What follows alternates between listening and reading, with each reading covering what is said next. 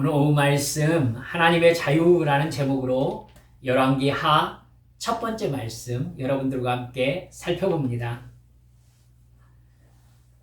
아합이 길르앗 라못 전투에서 죽고 남유다의 왕 여호사밧은 예루살렘으로 돌아옵니다. 그리고 북이스라엘에서는 아합이 죽었으니까 그의 아들 아하시아가 왕위에 오릅니다. 아하시아는 2년 동안 왕위에 있었습니다. 열왕기하의 말씀은요, 아합의 아들 아하시아 왕 때부터 북이스라엘과 남유다의 멸망 시기까지 모두 다 기록되어 있는 말씀입니다. 25장까지 이렇게 적혀 있거든요.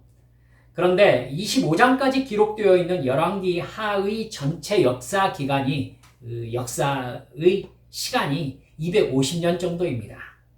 그런데 절반 정도에 해당하는 엘리사가 사역한 약 40년의 시간이 열왕기하 13장까지에 기록되어 있습니다. 전체가 25장인데 물론 앞에 2장 정도가 이제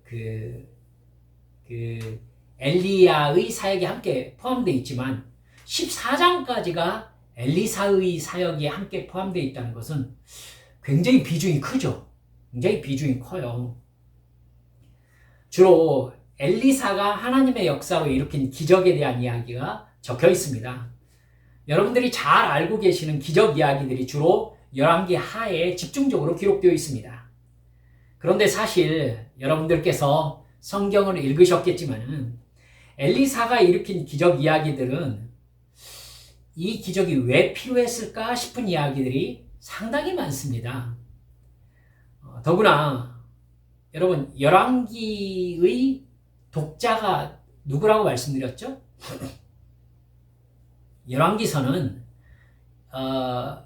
남유다가 완전히 멸망해서 바벨론 포로로 끌려가 있을 때에 이 바벨론 포로들을 대상으로 기록된 성경이 열왕기 상하입니다. 그러니까 포로들이 지금 이 말씀을 듣고 우리가 하나님 앞에 돌아오고 회개해야 되는구나. 우리가 어떤 죄를 지었기 때문에 나라가 멸망하고 우리가 바벨론에 끌려와 있구나를 깨우치려고 써진 게 열왕기 상하거든요. 여러분, 그렇다면은 도대체 엘리사의 이 기적들이 포로로 끌려가 있는 그 사람들에게 어떤 의미로 받아들여지게 하기 위해서 적혀진 것일까? 이걸 한번 고민해 볼 만한 이야기들이 써져 있는 겁니다.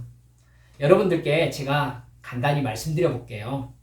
그러니까 여러분들은 들으면서 이 기적들을 언급한 필요가 무엇일까 생각해 보시길 바랍니다. 더 나아가 이 기적들을 통해서 하나님께서 오늘 우리에게는 또 무엇을 얘기하고 싶으신 것일까? 여러분, 이게 지금 벌써 여러분 2000년이 훨씬 넘은 이야기들이잖아요. 그렇기 때문에 그 많은 시간 동안 예수를 믿는 사람들에게 어떤 이야기들을 건네온 말씀을 드릴 거거든요. 그러니까 오늘의 나에게는 이 말씀이 어떤 의미가 있는가 우리가 고민해 봐야 되는 겁니다. 여러분, 먼저 열왕기 1장을 보면 아합의 아들 아하시아 왕이 다락 난간에서 떨어져서 병이 든 상황이 나옵니다. 무슨 병인지는 잘 모르겠어요. 근데 다락 난간에서 떨어졌는데 병이 들었다. 아마 생명의 위협이 느껴질 만큼 상당히 많은 어떤 아픔 혹은 부상이었던 것 같습니다. 그는 에그론의 신 바알 세붑의 신전에 사람을 보냅니다. 자기 병이 낫겠는지를 신에게 물어보라는 것이었어요. 그 즉시 하나님께서 엘리사에게 말씀하십니다. 아하시아가 보낸 사자를 만나게 하시거든요. 아하시아 왕에게 전하라는 거죠. 하나님의 말씀이 이랬습니다. 이스라엘에 신이 없어서 바알 세붑에게 물으러 가느냐? 너는 반드시 죽을 것이다. 여러분, 이 이야기를 들은 아하시아 왕이요 50부장과 그의 부하 50명을 보내서 엘리야를 잡아오게 합니다. 엘리야가 산꼭대기에 앉아 있었어요. 50부장이 엘리야를 향해서 소리를 칩니다. 하나님의 사자는 이리 내려오시오. 왕의 명령이오. 그러자 엘리야는 내가 하나님의 사람이라면 하늘에서 불이 내려와 너와 네 부하 50명을 모두 태울 것이다. 이렇게 말합니다. 그러자 갑자기 하늘에서 불이 내려와서 그와 그의 부하 50명을 모두 태워 죽여버립니다. 1장 10절에 그렇게 기록되어 있죠. 아하시아는 그 소식을 들었음에도 불구하고 한 번 더 50부장과 부하 50명을 보냅니다. 그런데 여러분 똑같은 일이 복사 붙이기 된 것처럼 일어나요.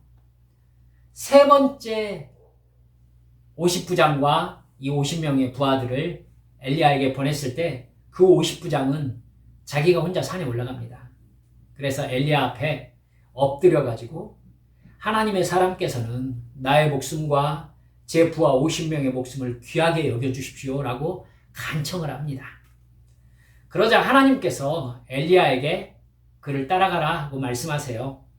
엘리야는 그를 따라가서 아하시아 왕을 만납니다. 그리고 아하시아 왕에게 똑같이 이스라엘에 하나님이 계시지 않아서 우상에게 네 병에 관해서 물어보러 간단 말이냐? 그러므로 너는 병상에서 일어나지 못하고 죽을 것이다. 이렇게 말합니다. 그 말대로 아하시아가 죽었다는 내용이 1장의 내용입니다. 그래서 아하시아가 아합의 아들로서 왕위에 올랐지만 2년밖에 살지 못했던 겁니다.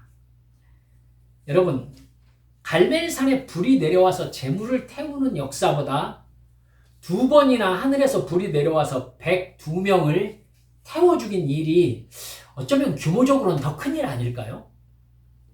사실은 엄청난 일이잖아요. 그렇죠? 엄청난 일이에요. 근데 그런 엄청난 기적의 내용에 비해서 일의 결과는 너무 그냥 소소합니다. 우상에게 의지했던 병든 아하시아가 결국 하나님의 저주로 죽고 말았다. 그 얘기인 거예요. 사실 엘리야가 굳이 여러분 아하시아를 만나러 갈 거잖아요. 만나러 세 번째 갔잖아요. 그럼 앞에 50명, 50명, 50부장, 50부장 해서 102명을 굳이 하늘에서 불이 내려오게 하는 엄청난 재앙으로 태워 죽일 필요가 있었을까요? 근데 안 갔다면 모르겠어요. 근데 세 번째는 갔잖아요. 엘리야를 체포하러 간 사람들이 너무나 막 불경하고 거칠어서 승질나가지고 그랬을까요? 여러분, 저는 어려서부터 이제 모태신앙으로 자랐기 때문에 이 내용에 대해서 설교하시는 목사님들의 설교를 여러 번 들었습니다. 여러분 혹시 들으셨습니까? 여러분, 저는 이 본문으로 목사님에게 해를 끼치거나 대항하면 하나님께서 불을 내려 징계하신다는 그런 설교를 제법 들었어요. 지금 생각해보면 어떻게 그런 설교를 할 수 있었을까 싶은 생각이 솔직히 듭니다. 2장에서는 성경에서 유명한 사건이 기록되어 있습니다. 엘리야가 엘리사를 후계 대표 선지자로 세우고 하늘로 승천한 내용이 기록되어 있습니다. 2장에 적혀 있거든요. 엘리야는 엘리사와 최후의 여행을 떠납니다. 길갈에서 베델로 가면서 엘리야는 엘리사에게 너 길갈에 머물러라 이렇게 얘기합니다. 그러자 엘리사가 대답하죠.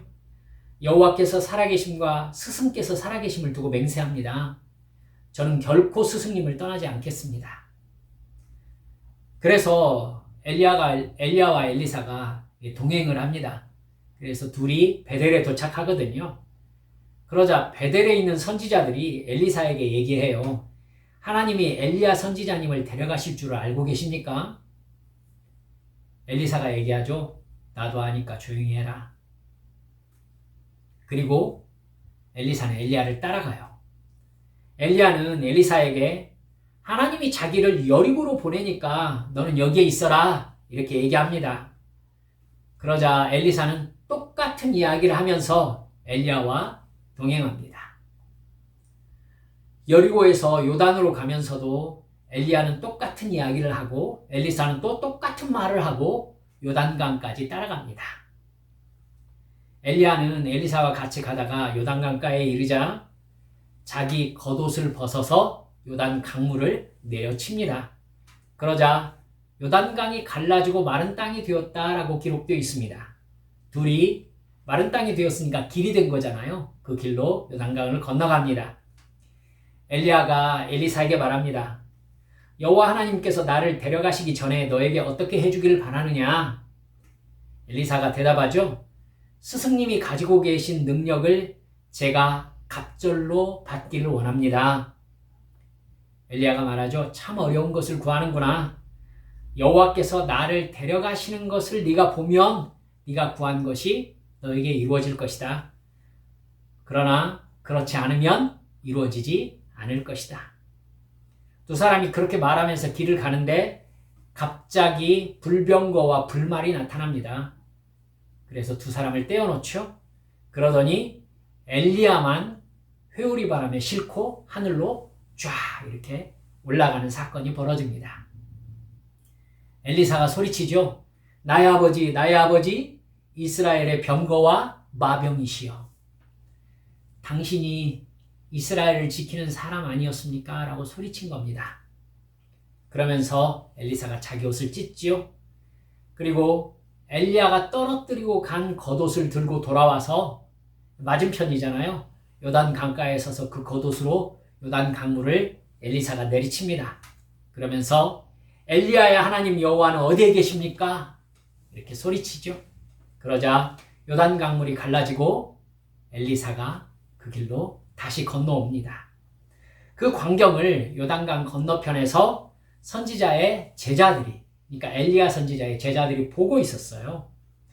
그러면서 엘리야의 능력이 엘리사 위에 머물렀다면서 혹시라도 엘리야 선지자를 찾아보는 게 좋지 않겠습니까? 라고 얘기합니다. 여러분 이게 뭔 말인지 아셔야 돼요.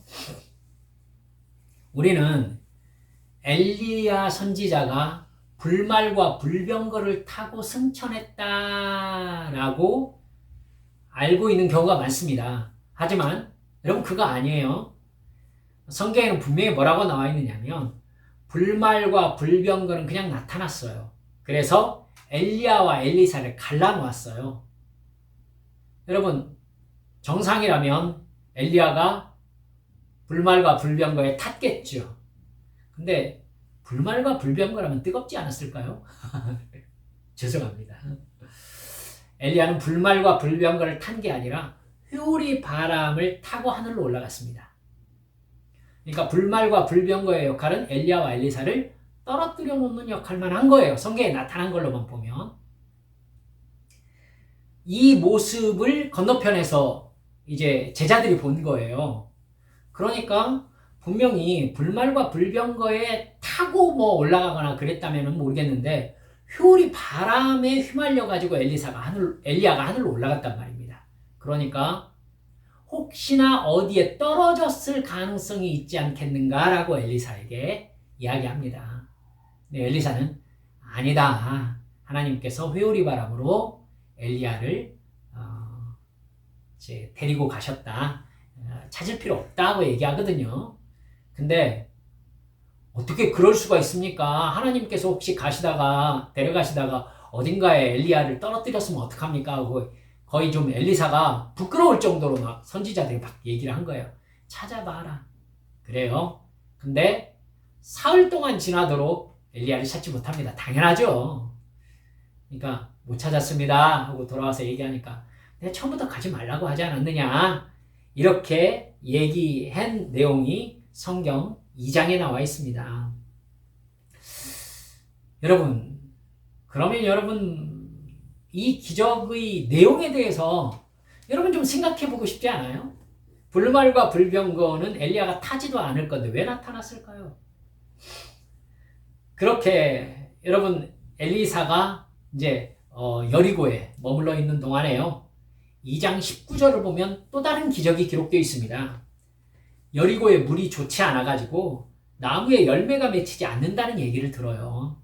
그러자 엘리사는 새 대접에 소금을 담아서 가져오게 하고 그 물의 근원으로 가서 소금을 뿌리면서 이렇게 말합니다. 여호와 하나님께서 이렇게 말씀하신다. 내가 이불을 고쳤으니 다시는 죽음이나 열매 맺지 못함이 없을 것이다. 여러분, 이게 지금 성경학자들의 의견에 보면은 지금 소산, 그러니까 나무 열매가 맺히지 못한다라는 얘기도 돼 있고요. 이 물 때문에 여인들이 임신하지 못했다라는 얘기로도 해석이 가능해요. 그렇거든요. 그래서 다시는 죽음이나 열매 맺지 못함이 없을 것이다 라고 말한 게 낙태하는 상황이 벌어지지 않을 것이다 라고 얘기한 것으로 해석하는 성경학자들도 제법 있습니다. 그곳의 물은 그렇게 엘리사가 말한 대로 그때부터 맑아져서 오늘까지 이르고 있다, 이렇게 기록되어 있죠. 여러분, 이렇게 여러분들께 한번 여쭤볼까요? 여러분들은 왜 엘리야의 승천 이야기를 쓰고 있는지 목적을 아시겠습니까? 이 이야기를 듣고 우리는 무슨 생각을 해야 되는 것일까요? 여리고의 물 근원을 고친 이야기는 왜 하셨는지 짐작하실 수 있으시겠습니까? 왜 소금을 뿌렸는지 이해하실 수 있겠습니까? 여러분, 저는 요 목사는 솔직히 모릅니다. 왜 그러셨는지. 그리고 그 의미가 무엇인지. 엘리야가 하늘로 올라갔다. 불말과 불병거는 나타나서 엘리야와 엘리사를 갈라놓았다. 회오리 바람으로 데리고 올라가셨다. 하나님께서 분명히 하신 일이지만은 왜 그렇게 하셨고 그것의 의미가 지금 무슨 얘기를 하고 계시는지에 대해서 저는 알지 못합니다. 여러분, 제가 쭉 계속 말씀드려 볼게요. 그 뒤에 이어지는 23절부터의 말씀은 상당히 충격적이거든요. 엘리사가 베들로 올라가는 길에 작은 아이들이 성읍에서 나와 엘리사를 보고 이렇게 소리질러요. 대머리야 올라가라! 대머리야 올라가라! 정말 앞뒤가 없어요. 아마 10대 아이들을 가리키는 것 같아요. 근데 엘리사가 대머리임을 놀려댄 거예요. 여러분, 대머리가 놀림받을 일인가 보면은요, 율법의 배경이 좀 있어요. 레위기 13장 42절에서부터는요, 나병 때문에 대머리가 된 경우를 언급하고 있거든요. 그리고 신명기 14장 1절에서는요, 머리카락을 잘라서 대머리가 되게 하는 것을 율법으로 금하고 있어요. 대머리는 병이 걸리거나 율법을 어긴 부정한 사람으로 오해받을 수 있는 가능성이 있는 모습이었던 겁니다. 그러나 여러분, 아이들이 대머리 올라가라 라고 얘기하는 걸 보니까 이건 무슨 얘기를 하고 있겠어요? 엘리사가 지금 하늘로 승천한 이야기를 지금 하고 있는 거죠.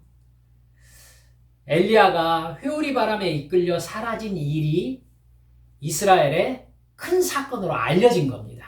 여러분, 그 일을 선지자들이 모두 보고 있었고 그걸 목격하고 있는 사람이 그 밖에도 있었을 가능성이 있어 보입니다. 여러분, 그것으로 그의 후계 선지자인 엘리사에게 어디 너도 한번 올라가 보지 이 대머리야 이렇게 놀려대고 있는 겁니다. 여러분, 나중에 언급된 숫자가 이 아이들의 숫자가 42명이라고 언급되어 있거든요.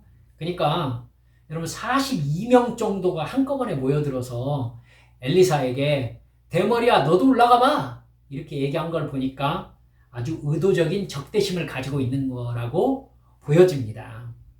아마도 예상해 보기에는요, 아합을 거쳐서 아시아 왕과 여호람 왕이 다스리는 시대, 여러분 아시아가 2년 만에 죽었잖아요.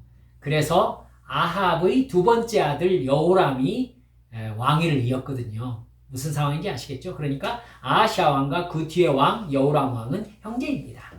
이제 그래서 여호람 왕 이렇게 다스리는 시대에 여러분 우상 숭배에 대해서 강하게 지적하는 엘리야와 엘리사에 대해서 백성들 사이에서 상당한 적대심이 생겨 있구나라는 걸 우리가 짐작할 수 있습니다.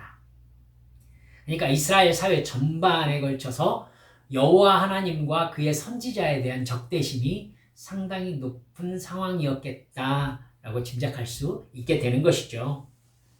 여러분, 이런 상황에서 엘리사가 여호와의 이름으로 이 소년들을 저주합니다.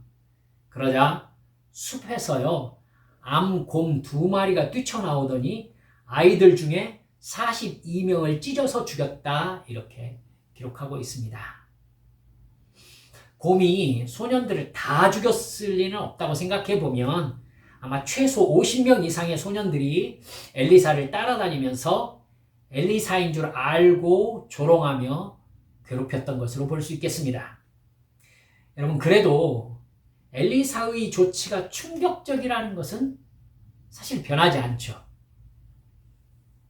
좀 충격적이지 않습니까?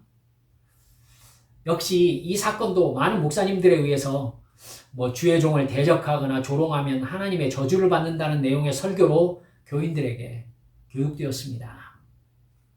주의 종이 누구죠? 자기겠죠. 그러니까 자기에게 반대하는 사람을 하나님이 찢어 죽이신다, 이런 종류의 설교를 어떻게 할 수 있죠? 이 일이 그렇게 사용될 내용인가, 저는 사실 마음이 좀 아픕니다.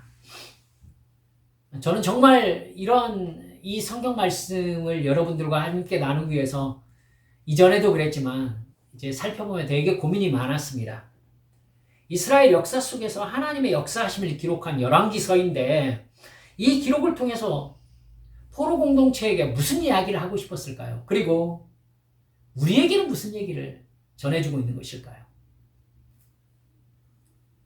아하시아 왕이 죽고 나서 북이스라엘 왕은 말씀드렸듯이 아하시아의 동생인 여호람이 왕위에 올랐습니다. 여러분, 그 뒤에 모압과의 일이 벌어진 사건을 얘기를 하고 있습니다. 제가 지금 쭉 기적에 대해서 여러분들께 말씀을 드리고 있죠. 이제 모압과의 관계에서 일어난 기적에 대해서 마지막으로 적고 있거든요. 모압은요, 아합 왕이 죽자 북이스라엘의 지배를 벗어납니다. 그러자 여호람 왕이 그때까지 살아있던 남유다의 여호사밧 왕에게 우리 모압을 함께 정벌합시다, 이렇게 제안합니다. 귀가 얇은 여호사밧 왕이잖아요. 그러니까 그럽시다, 승낙해요. 그래서 북이스라엘과 남유다와 그들의 영향력 아래에 있었던 에돔, 이 세 나라가 연합군을 구성합니다. 그래서 모압을 치러 가요. 에돔 광야길을 거쳐서 모압으로 들어가려고 행진을 해갑니다. 그런데 여러분, 7일째 되는 날까지 물을 발견하지 못했다라고 성경에 기록되어 있습니다.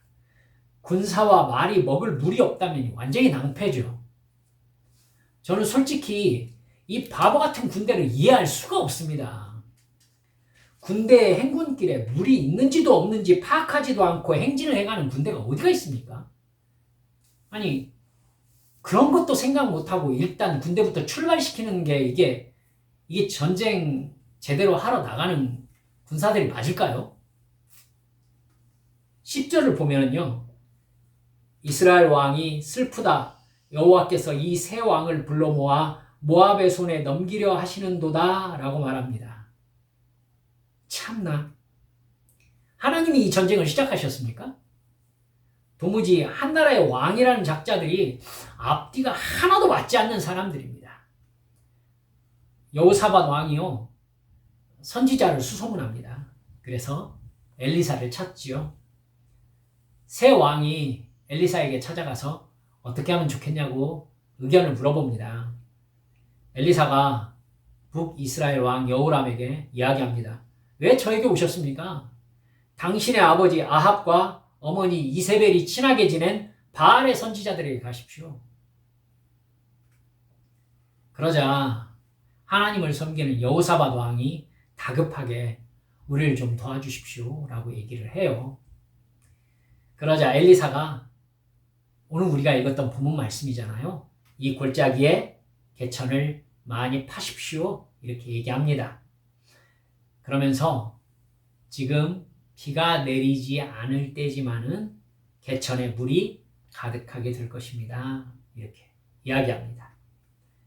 그리고 하나님이 모압 정벌을 도와주실 것이라는 말씀을 하셨다는 겁니다. 다음날 아침이 되자 물이 에돔 쪽에서 흘러와서 개천 위에 가득하게 됩니다. 여러분, 그들이 먹을 물을 해결했던 것이죠. 한편 모압 쪽에서는요, 그 물이 아침 해가 뜨는 여명빛에 쫙 비춰옵니다. 근데 무슨 색깔이겠어요? 물 위에 빛이 비치니까 빨갛게 보이는 겁니다. 여러분, 모압 사람들이 생각하기에 지금 비가 올 때가 아니에요. 근데 물이 비치는데 빨개요. 모압이 자기들끼리 이렇게 생각합니다. 아, 세 나라가 연합군을 형성했으니 자기들끼리 내분이 일어나서 서로 죽고 죽이는 싸움이 벌어졌구나. 그래서 모압이 이 세 나라에게 진군합니다. 그러자 이스라엘이 모압을 쳐서 성읍들을 헐고 모압의 밭과 우물을 폐허로 만들어버렸다. 성경이 기록합니다. 하나님께서 모압을 정벌하는 게 성공할 것이다 라고 말씀하셨던 대로 된 것이죠. 모압 왕은 도망가려고 해요. 그런데 전투가 심하게 일어나서 어떻게 해볼 수가 없었습니다. 그러자 모압 왕은 성 위에서 모압의 신 그모스에게 다음 왕이 될 태자를 불태워가지고 그모스에게 제사를 드립니다. 그러자 이스라엘의 큰 분노가 일어나서 세 나라가 각기 고국으로 돌아갔다라는 것이 3장 끝까지의 말씀입니다.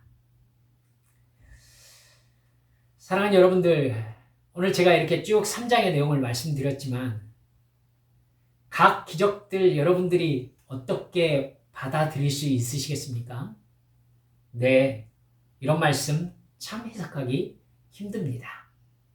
분명히 여호람 왕은 아합의 아들로서 악을 행한 왕입니다. 그와 동맹관계를 맺고 질질 끌려다니는 여호사밧도 잘한 것이 하나도 없습니다. 그리고 여러분, 하나님께서 이 사람들에게 무엇이 옳은지를 제대로 가르쳐 주시려면 모압이 이기게 하셔야 되는 게 정상 아닐까라고 생각하는 거 좀 틀립니까? 모압이 이겨서 이 전쟁을 실패했구나, 우리가 회개해야 되겠구나라고 생각하게 하는 것이 왠지 좀 맞아들어갈 것처럼 여겨지지 않으십니까? 하지만 하나님은 엘리사를 통해서 기적을 베풀어 주심으로 그들을 도와주셨습니다. 마치 그들이 잘하고 있다는 착각을 일으키기 좋은 조건이잖아요. 저는 잘 이해할 수 없습니다. 예. 그리고 마지막에 모압의 신에게 아들을 태워 바친 모습을 보고 그 모인 세 나라의 연합군에게 분노가 일어나서 각기 나라로 돌아갔다. 여러분, 이 상황도 상당히 이해하기 쉽지 않죠. 그래서 성경의 난제 중에 하나로 되어 있습니다. 여기가. 이게 지금 앞뒤가 맞는 얘기일까? 서로 이야기들이 분분합니다. 여러분, 그렇게 이방신에게 제사를 드리는 모습을 봤으면 그것이 잘못되었다라는 메시지를 주려면 그 모압을 멸망시켜 버렸어야죠. 그렇죠? 근데 통분함이 임했다라고 성경에 나와 있었거든요. 분노함, 통분함이 임해서 그들이 모두 고국으로 돌아갔다. 무슨 상황을 정확하게 얘기하는지 잘 모르겠어요. 열왕기 하의 지금까지 말씀에는 또 앞으로의 말씀들에도 하나님이 무슨 기준으로 왜 이런 역사를 일으키시는지를 알 수 없는 이야기들이 제법 있습니다, 여러분.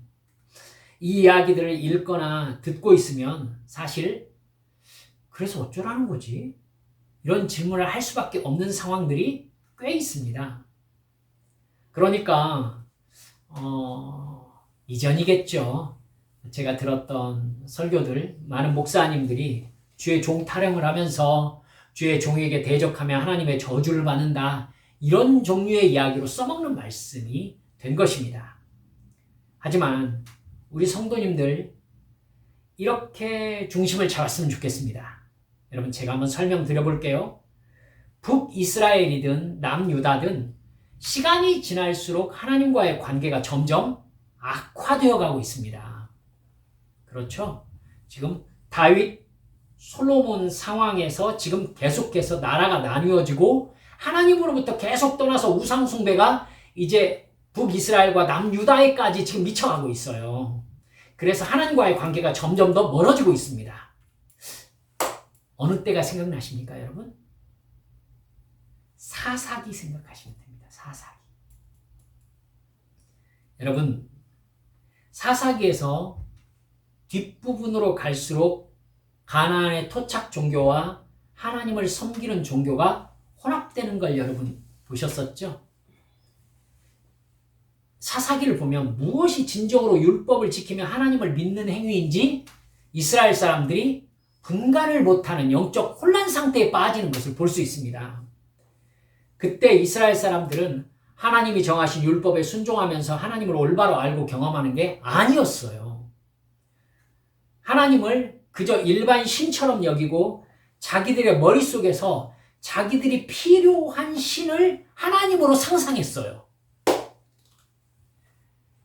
저는 이 부분에서 느끼는 게 많습니다. 지금 한국 교회가 섬기는 신이 여호와 하나님이 맞습니까? 이 질문을 여러분께 드리고 싶은 거예요. 지금 세계적으로 기독교는 본질에서 굉장히 많이 떨어져 있습니다, 여러분. 하나님하고 사이가 아주 안 좋아요. 여러분, 자연계가 우리에게 그 얘기를 해주고 있거든요. 그리고 세계는, 우리나라는 지금 자기와 다른 사람들에게 증오와 혐오의 감정을 표출하는 시대가 급격히 심화되고 있습니다. 적절하게 들어주셨으면 좋겠습니다. 주님께서 저는 마지막 심판을 향해서 이 세계를 이끌어가고 계신다고 생각하고 있습니다. 여러분, 사람들은 이제 교회에 다니면서도 성경에 나오는 그 하나님을 섬기는 게 아니라 자기가 필요한 신을 상상하고 그 신을 여호와 하나님이라고 여기는 그런 시대가 되어가고 있어요. 그리고 되었어요.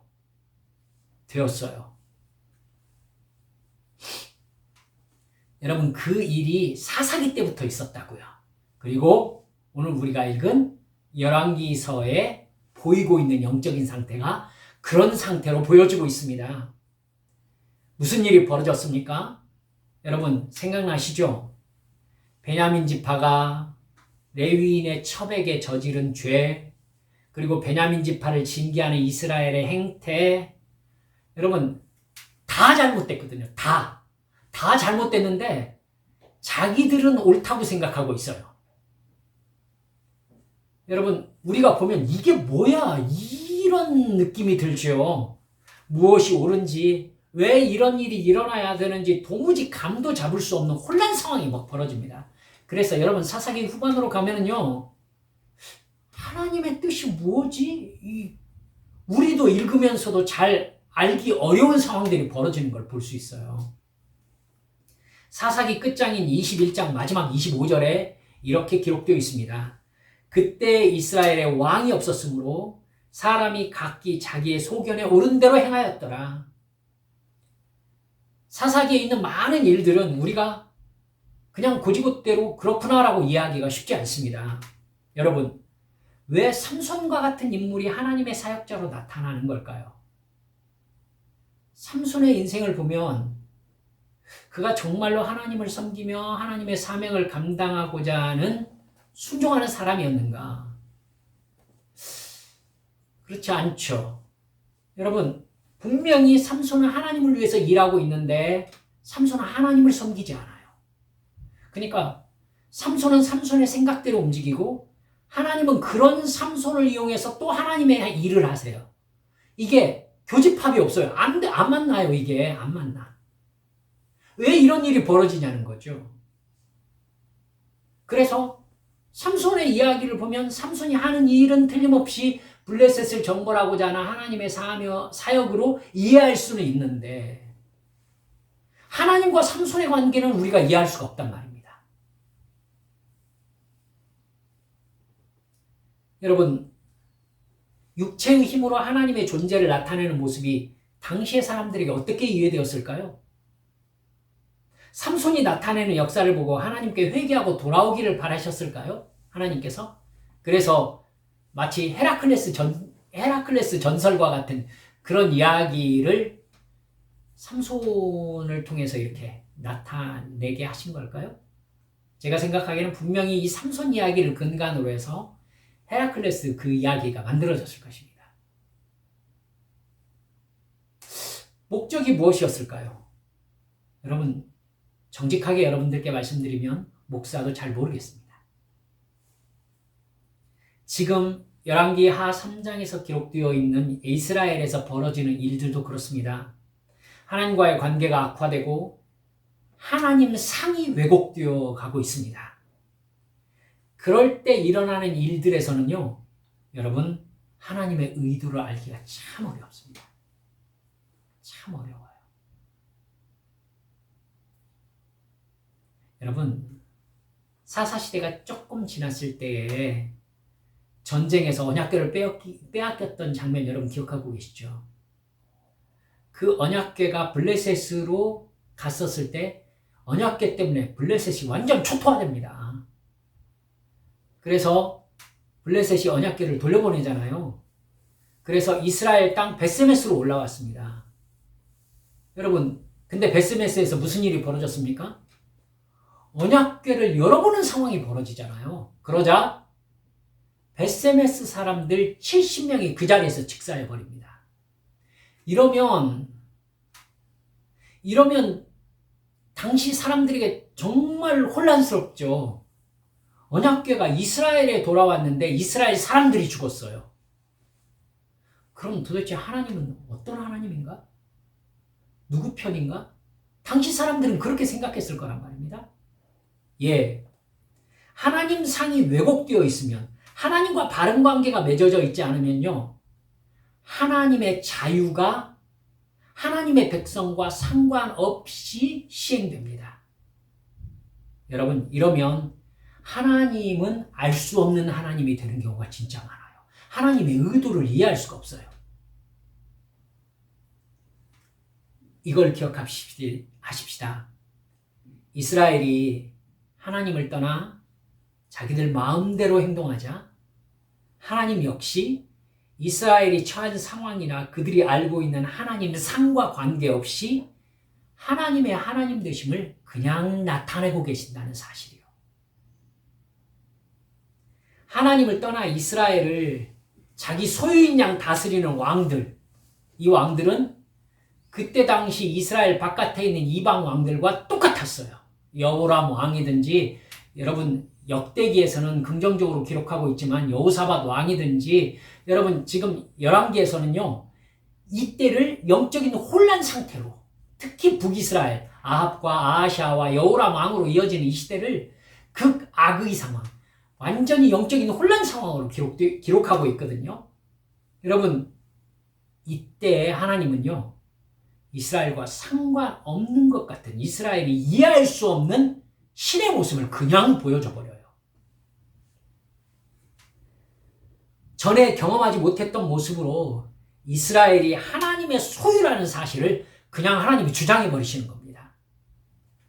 열왕기하 우리가 앞으로 읽어갈 부분에서요, 이런 상황은 더 심화되고 있습니다. 이제 다음 주, 그 다음 주에서 여러분들과 살펴볼 겁니다. 우리 한비세 가족들 명심하십시다. 내가 하나님께 신뢰를 지키지 않으면 하나님께서 나에게 신뢰를 지키실 필요가 없어진다는 것. 내가 하나님께 약속을 지키지 않고 알 수 없는 녀석이 되어버리면요, 하나님 역시 나에게 알 수 없는 신이 되어버리실 수 있다는 것. 여러분, 이걸 명심하셔야 합니다. 지금 우리가 읽은 성경 말씀이 우리에게 주는 강렬한 메시지입니다. 여러분, 하나님이 왜 이렇게 행동하시는지, 이스라엘은 이해할 수가 없습니다. 우리도 이해할 수가 없어요. 그러나 하나님의 압도하시는 신적 능력은 드러나고 있어요. 그렇죠? 하나님이 이스라엘에게 설명 없이 당신의 신적 권능을 드러내고 있는 것입니다. 그것으로 이스라엘이 살기 좋아졌습니까? 아니에요, 여러분. 아니에요. 여러분, 나에게 알 수 없는 주권자로 계시는 하나님, 이건 두려운 모습입니다. 나를 무시하시고 하나님의 하나님 되심 앞에 굴복하게 만드시는 하나님의 압도적인 능력, 이건요, 하나님을 이해할 수 없을 뿐만 아니라 무섭죠. 두렵습니다. 하나님께 불순종하는 여호람 왕에게 하나님은 무서운 하나님이 되어 계시는 겁니다. 이해할 수 없는 하나님이 되어 계시는 거예요. 여러분, 하나님께 약속을 지킵시다. 할렐루야! 약속을 지킵시다. 성경을 읽으며 성경 말씀에 순종하며 삽시다. 그러면 무한하신 하나님, 권능의 하나님께서 나와의 관계 안으로 들어오신단 말입니다. 여러분, 우리는 하나님을 이해할 수 없어요, 원래부터. 근데 그 하나님이 나와 약속을 맺으시고 나와의 관계 안으로 들어오셔서 나에게 당신을 설명하시면 우리는 하나님을 이해하는 거예요.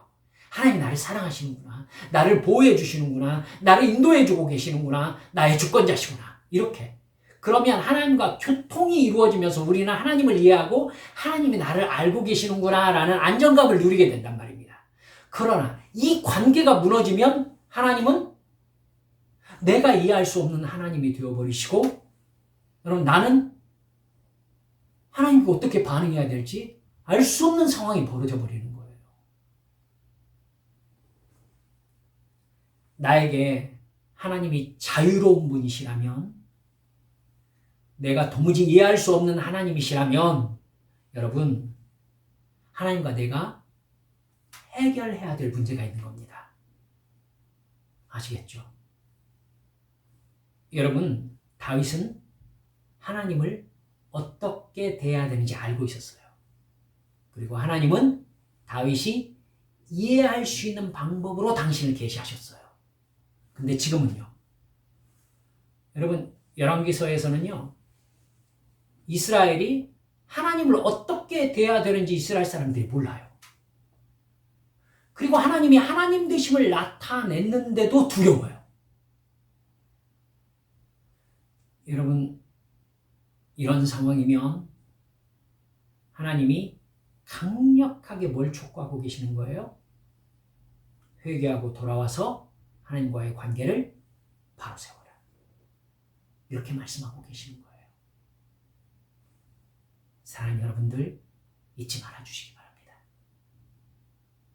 2025년에는요, 우리 하나님이 나와의 관계 안에서 내게 주시는 말씀을 내가 이해하고 순종하면서 하나님이 내 인식세계 안으로 들어와 주시는 은혜를 베풀어 주시는 그런 은혜 가운데 살아가신 우리 한빛 성도들 모두 되어주시기를 주 예수님의 이름으로 축원합니다.